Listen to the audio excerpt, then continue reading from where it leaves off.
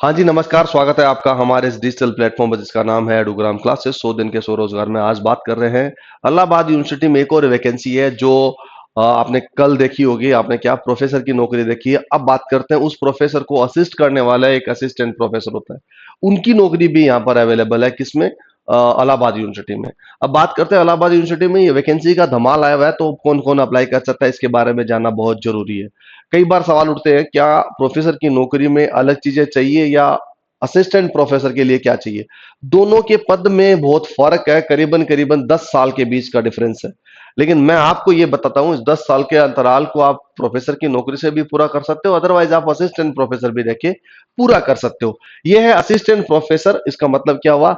जैसे ही आप पीएचडी अपनी कंप्लीट करते हो, पीएचडी कंप्लीट करने के बाद कहीं भी नौकरी लगते हो, तो सबसे पहले आपकी वैकेंसी में जो पोजीशन होती है वो होती है असिस्टेंट प्रोफेसर की। इसके बाद में एसोसिएट होते हैं। तो आपको बात कर रहा हूं आज असिस्टेंट प्रोफेसर की नौकरी, जो तो आपने डिग्री करते ही आपको लगना है, वो है कौन से वाले? Assistant professor. और वो वैकेंसी है कौन, कहां पर? इलाहाबाद यूनिवर्सिटी में, जिसमें कोई एग्जाम नहीं है। कोई भी एग्जाम नहीं का मतलब होता है कोई भी एग्जाम नहीं है, डायरेक्टली आप इंटरव्यू दोगे, इंटरव्यू के बाद डायरेक्टली आपका सिलेक्शन हो जाएगा। और इंटरव्यू में क्या पूछा जाएगा? इंटरव्यू में पूछा जाएगा आपकी एजुकेशनल क्वालिफिकेशन। इसके साथ साथ में पूछा जाएगा क्या आपने पीएचडी किस में की और किस तरह से की और कितना आपने उस पर वजन दिया। उस थीसिस को आधार बना के उसके आपके अंदर नॉलेज को चेक करते हुए आपको ये सिलेक्शन का प्रोसेस कंप्लीट कर देते हैं। शर्त ये रहेगी कि आपके पास में ये जो कंटेंट होंगे, जो आपने जो डॉक्यूमेंट दोगे, उसमें आपके स्किल्स कितनी है, एसओपी कितनी बढ़िया है, या फिर आपने थीसिस करी है उसमें कितने अच्छे अंक लाए हैं। ये तमाम सारी चीजों को देखा जाएगा। हाँ, मेल और फीमेल दोनों अप्लाई कर सकते हैं। तीसरी बात मैं कह देता हूं, इंडिया और आउट ऑफ इंडिया दोनों भी अप्लाई कर सकते हैं। इंडिया, पैन इंडिया पूरा भारत कर सकता है। आउट ऑफ इंडिया की बात करें, फॉरेन से वगैरह आपने कर रखा है, तो भी आपके पास में सर्टिफिकेट होना जरूरी है। इतनी सी बातें हैं। इस बातों को पूरे के पूरे सही माहौल में देखते हैं, बताते हैं आपको। आ जाइए। असिस्टेंट प्रोफेसर की नो एग्जाम, इंटरव्यू बेस्ड में होगा। पैन इंडिया जॉब कर सकता है, आउट ऑफ इंडिया भी आपको अप्लाई कर सकता है। सैलरी उसकी बात की जाए तो आपके पास में क्या होगा?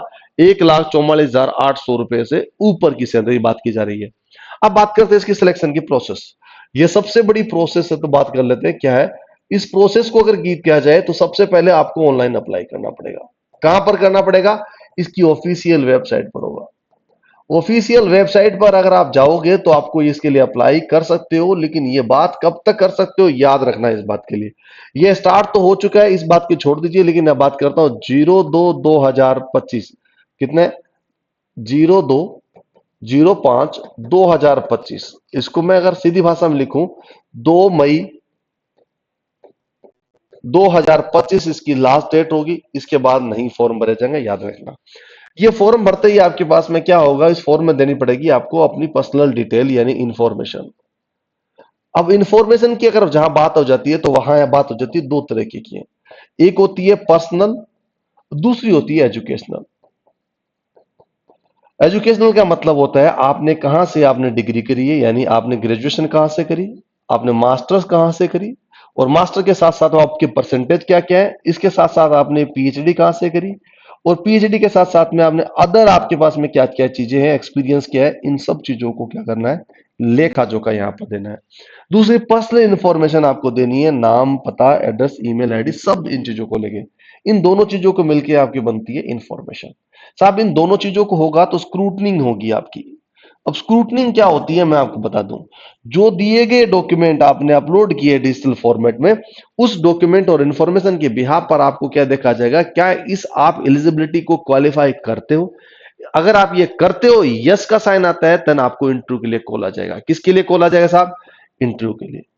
और इंटरव्यू का मतलब ये होता है, जब आप इन सब चीजों के दौर में पार हो जाते हो तो इंटरव्यू हो जाता है। फिर उसके बाद आपका डॉक्यूमेंट, वैसे भी डॉक्यूमेंट चेक हो जाता है इंटरव्यू के दौरान। डॉक्यूमेंट का वेरिफिकेशन होता है। उस डॉक्यूमेंट की वेरिफिकेशन सही मानकर, क्योंकि आपने रिजर्वेशन के कोटे में क्या लगाया है, क्या वो डॉक्यूमेंट आपके फुलफिल करते हैं। अगर ये फुलफिल करते हैं तो आप एलिजिबल हो इसी नौकरी के लिए। फटाफट आप इसके लिए अप्लाई कर सकते हो। ये सिंपल प्रोसेस है। इस प्रोसेस में कोई दिक्कत नहीं होगी। इस प्रोसेस को पार करने का मतलब होता है आप नौकरी के लिए आप दहलीज पर बैठे हो और कर सकते हो। अब 1,44,200 रुपए के लिए नौकरी, ये बात तो बोली जाती है। साथ साथ में ये बोला जाता है इसके अंदर उत्थान की बहुत प्रेशर है। यानी आप क्या करोगे, असिस्टेंट प्रोफेसर एसोसिएट बनोगे, एसोसिएट से प्रोफेसर, फिर उसके एचओडी।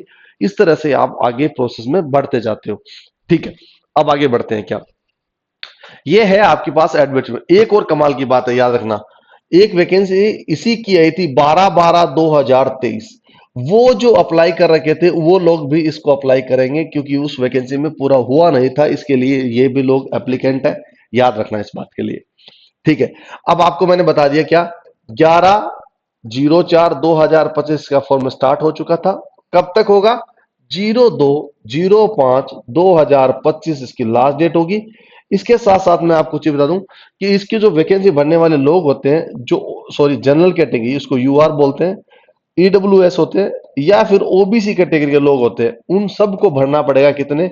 2,000 रुपए फी अदा करनी पड़ेगी इस एप्लीकेशन की। अगर आप एससी हो, अगर आप एसटी हो, या फिजिकली हैंडीकेप्टेड हो, तो आपको कितना देना पड़ेगा साहब? 1,000 रुपए आपको पे करना पड़ेगा। सॉरी, माफी चाहता, फिजिकली हैंडीकेप्टेड इसमें नहीं आता। ठीक है। इसके अलावा अगर आप फिजिकली हैंडीकेप्टेड हो तो आपको मात्र 100 रुपए पे करना होगा। इसके अलावा जो मैंने अभी ये बोला था, ये जो लोग वापस अप्लाई करना चाहते हैं वो मात्र 100 रुपए अदा करेंगे, बाकी कुछ भी चार्ज नहीं करेंगे। वो किसी भी कैटेगरी का हो, कोई फर्क नहीं पड़ता। राइट। ये सब, इसके अलावा कोई बात नहीं है ज्यादा। एप्लीकेशन फॉर्म के बारे में बता दिया। ये इसकी वैकेंसी की डेटा है, उस डिटेल्स है, और ये उसकी डिटेल में बहुत सारी वैकेंसी दी है। करीबन करीबन 60 से ऊपर वैकेंसी इसकी है। एक ही यूनिवर्सिटी में आपसे 60 से ज्यादा वैकेंसी आना बहुत बड़ी बात है, आपको नॉर्मल लग रहा होगा। अगर आप उसके लिए तैयारी करना चाहते हो तो मैं बता दूं आपको, इतनी वैकेंसी पीएचडी बहुत कम लोग कंप्लीट कर पाते हैं। जो पीएचडी कर लेते हैं उनके लिए इतने अच्छे मौके मिलते हैं। अब बात करते हैं क्या, ये जिसकी बात करें, ये सारा अपने अलग अलग सब्जेक्ट है, जिसमें लॉ है, इसके अलावा होम साइंस है, मैथमेटिक्स है, मिडिवल एंड मॉडर्न हिस्ट्री वाले लोग हैं, म्यूजिक है, नैनो साइंस है, फिलोसफी है, फोटो जर्नलिज्म है, एजुकेशन है, इसके अलावा कंप्यूटर है, chemistry, botany, biotechnology, bio informative, ये तमाम सारी चीजों को लेके पोस्ट बनाई गई है। उर्दू के 3 वैकेंसी है, सोशोलॉजी के है, सोशल वर्क की है। यानी इसमें आप जो पीएचडी करते हो ना, याद रखना इस बात के लिए, कैसे करते हैं लोग, मैं चीज बताता हूँ। किसी भी एक चीज में, मान लीजिए आपको हिस्ट्री की बात करते हैं तो एंसेंट की बात कर लेते हैं। ये जो प्राचीन है, इसके अंदर वो आपको एक टॉपिक ढूंढते हैं, उस टॉपिक पर क्या करते हैं, रिसर्च करते हैं, उस रिसर्च के बाद में उसकी थीसिस बनाते हैं, उस थीसिस को सबमिट करते हैं, फिर आपको मिलती है पीएचडी की डिग्री। अब इस चीजों को रिलेट करते हुए आपने क्या किया एंसेंट के लिए, तो आप इस नौकरी के लिए अप्लाई करोगे, किसके लिए? एंसेंट वाली नौकरी के लिए अप्लाई करोगे। क्लियर है बात? तो ये सारी वैकेंसी आप अप्लाई कर सकते हो। इसको अप्लाई करने का तरीका मैंने बता दिया इन चीजों के लिए।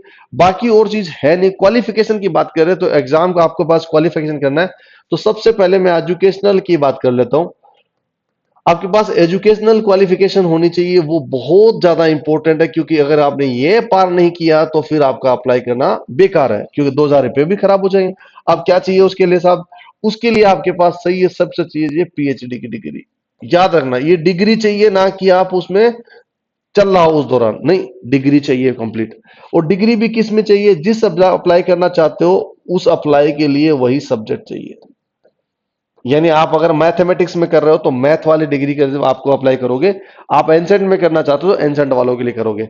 इसके साथ साथ में क्या चाहिए? अगर आप भारत के हो तो आपको यूजीसी जो रिक्रूट जो आपके पास रेगुलेशन के आधार पर सर्टिफिकेट देता है उसको माना जाएगा डिग्री। इसके अलावा अगर आप फॉरेन से हो तो आपको इक्विवेलेंस सर्टिफिकेट होता है, ईसी बोलते हैं उसको। फॉरेन वाले लोगों के लिए कौन सा सर्टिफिकेट होता है? ईसी देते हैं, इक्विवेलेंस सर्टिफिकेट होता है, वो आपके पास जरूर जरूर जरूर चाहिए। इसके अलावा बात की जाए, रिजर्वेशन आपने लगाया है तो रिजर्वेशन का कौन सा वाला? इंडिया नेशनल लेवल के लिए।